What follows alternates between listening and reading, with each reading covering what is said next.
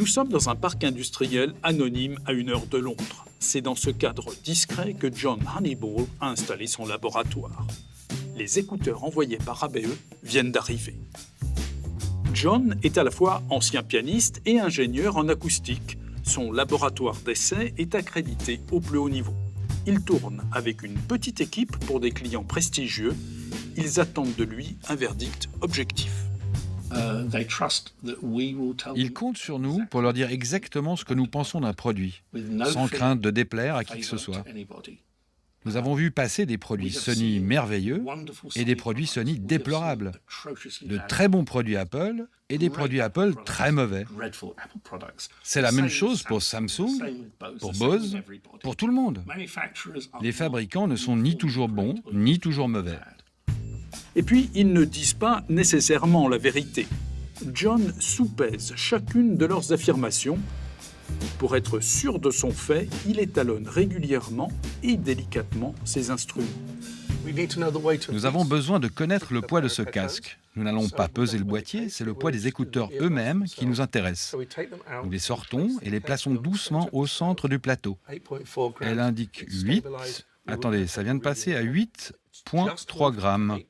La patience est très importante dans notre métier. On attend généralement 30 secondes pour que ça se stabilise. Voilà, nous notons 8,3 grammes. Toutes les caractéristiques sont ainsi passées au crible, comparées et répertoriées, notamment l'autonomie, puis les appareils sont rechargés à plein et connectés à des lecteurs Apple ou Android pour un premier test d'écoute.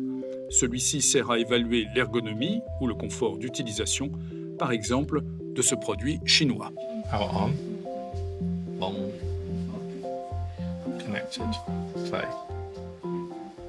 They shouldn't be though, they've been on charge. They're powering off now. Yeah, well that's red and that's 1 out of 2. The So colours mean nothing. okay, it's completely Okay. random. Yes. Pour les propriétés purement acoustiques, John sort volontiers les grands moyens. En ce qui concerne les essais techniques, nous devons évidemment mesurer certaines capacités des écouteurs. Pour ce faire, nous utilisons une oreille artificielle aux normes CEI ou IEC, Commission électrotechnique internationale, qui simule fidèlement l'oreille et son conduit auditif. Comme vous voyez, elle est structurée exactement comme une vraie oreille. Elle est basée sur un échantillon d'1 millier d'oreilles. Elle a un microphone calibré à la place du tympan. Nous plaçons l'écouteur ainsi, comme nous le ferions dans notre propre oreille. Et lorsque l'on regarde l'analyseur de spectre, là, on voit la courbe de réponse. Quand on sait ce qu'on cherche, on voit que la réponse de cet écouteur est plutôt bonne. Mais les caractéristiques techniques, ce n'est pas tout. Les écouteurs vont subir une autre épreuve, et pour cela, nous nous rendons rapidement dans un autre bâtiment.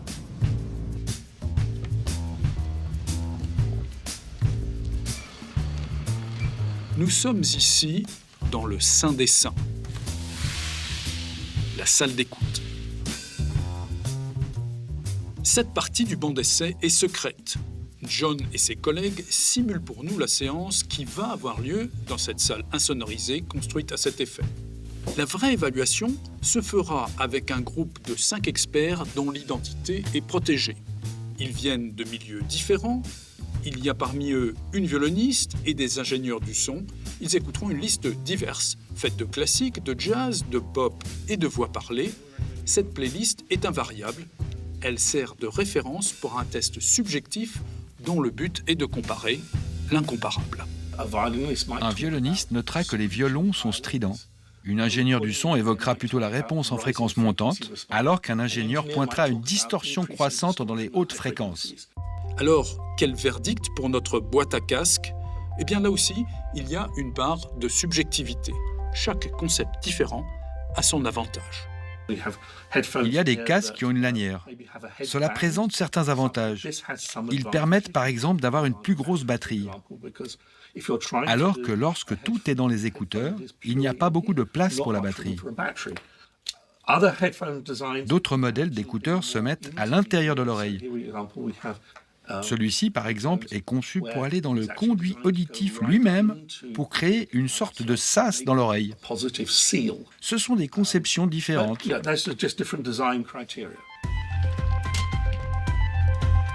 Les experts ont tranché, mais leur avis est resté confidentiel jusqu'au moment où les échantillons ont retraversé la Manche. Ces échantillons, on les retrouve sur ce plateau et les résultats qui vont avec, c'est bien sûr Stéphane Fontanet qui nous les donne. Bonsoir Stéphane. Bonsoir Linda. Alors, on a vu dans le détail tous les tests auxquels on a procédé. Est-ce qu'il y a encore des paramètres qui ont été analysés? Oui, on a testé par exemple le micro, parce que ces appareils, on les utilise aussi pour téléphoner. On a testé la qualité des matériaux et puis la facilité d'utilisation de ces produits. Donc, 10 modèles sur le banc d'essai, des prix qui oscillent entre 40 et 200 francs. Et là-dedans, il y a du très mauvais. Tout à fait. Alors, le premier est très mauvais, c'est cet appareil Contact. Il obtient 3,1 sur 10. C'est vraiment le plus mauvais du test. C'est le moins cher aussi du test. Il coûte 40 francs 70 chez Interdiscount. La qualité du son transmise par les écouteurs et le micro est jugée insuffisante. L'autonomie de la batterie des écouteurs est qualifiée de mauvaise par le labo. La durée d'écoute mesurée, c'est 1h45 mesurée, contre 2h30 annoncée par le fabricant. Ouais, donc mauvais. Juste devant, il y a Huawei. Oui, alors ce sont des écouteurs plus chers, 93 francs 90. Point faible, l'autonomie des écouteurs et leur rendu sonore, note finale 5,6 sur 10. Ensuite, 2 modèles de marque prestigieuses, mais pourtant juste suffisants. Oui, juste suffisant parce que sur tous les critères, il y a très peu de différence dans les résultats. Rien d'exceptionnel en bien ni en mal dans ces écouteurs. C'est le cas pour le Bose, des écouteurs reliés par un fil qui coûtent presque 180 francs. Ils obtiennent une note finale de 5,7 et sont jugés suffisants. Et on fait le même constat pour les Bang & Olufsen. Leur prix est quasi 200 francs. Ils sont aussi reliés par un fil. Ils sont suffisants avec une note de 5,8. Et puis ensuite, JBL, spécialiste de la sonorisation et pourtant médiocre au niveau du son. Ben oui, tout à fait. Mauvaise performance pour le son avec JBL. Par contre, l'autonomie des écouteurs est bonne avec plus de 12 heures. Et puis la note est de 6 sur 10 et son prix environ 185 francs. Petit saut qualitatif ensuite avec Apple. Oui, noté 6,9 sur 10, juste sous la barre des bons. C'est l'autonomie des batteries qui est jugée insuffisante. Et pour le labo, par contre, au niveau du son, ce sont les meilleurs du test. Même si, globalement, la qualité sonore de tous ces petits écouteurs est assez moyenne. Oui, parce que ce sont des petits écouteurs, justement, donc difficile d'arriver à faire un son bon, voire très bon sur ces écouteurs. On trouve ensuite Sennheiser. C'est le premier appareil qui est considéré comme bon de manière globale. Il obtient 7,1 sur 10, il coûte 110 francs et dispose d'une très bonne autonomie. Et on termine avec les 3 meilleurs produits du classement. Qui sont dans un mouchoir de poche. On trouve Beats, très bonne batterie, très bon micro et d'usage très facile. La qualité de son des écouteurs est juste suffisante. La note finale, 7,2, bon. Et on enchaîne ensuite avec Sony. C'est des écouteurs qui coûtent relativement peu cher, 79 francs 95. Ils disposent d'un bon micro et surtout de la plus grande autonomie, 21h30 mesurée par le laboratoire. C'est considérable, parce que les moins bons du classement ne tenaient même pas 2 heures. Tout à fait, oui. Et puis on trouve enfin sur la première marche du podium le Samsung. Très facile d'utilisation, très bonne qualité du micro. Question qualité sonore, ce sont les 2e meilleurs du test. La note, 7,3 sur 10. Appréciation générale, bon. Merci beaucoup Stéphane, on vous retrouve la semaine prochaine. Bien volontiers. Et le détail de ce classement est bien sûr disponible sur notre site abe.ch.